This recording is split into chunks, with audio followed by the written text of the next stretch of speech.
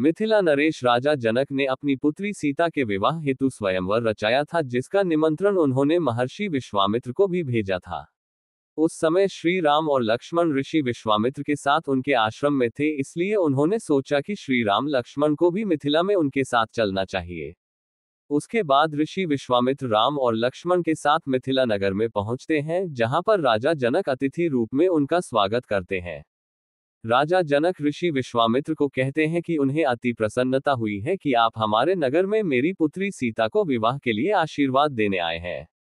अगले दिन राजा जनक के महल में दरबार लगता है, जिसमें देवी सीता का स्वयंवर रचाया गया था। देवी सीता के स्वयंवर में एक से एक महाभट राजा और महाराजा आए हुए थे। देवी सीता जैसी सुंदर नारी को पत्नी रूप में पाने के लिए मनुष्य ही नहीं बल्कि कई देव तथा असुर भी मानव रूप धारण करके स्वयंवर में आए थे, तथा दरबार के मध्य में भगवान शिव का पिनाक धनुष रखा होता है।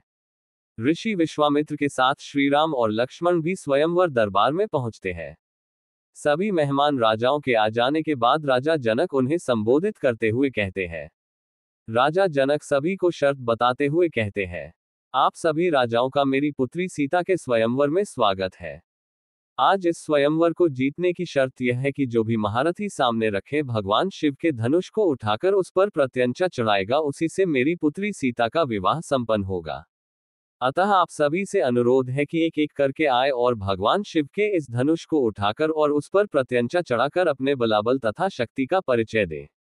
राजा जनक की यह घोषणा सुनकर सभी राजा एक एक करके आते हैं और धनुष को उठाने का प्रयास करते हैं, लेकिन भगवान शिव के उस धनुष को उठाना या प्रत्यंचा चढ़ाना तो दूर, कोई भी राजा महाराजा उस धनुष को हिला तक नहीं पाया।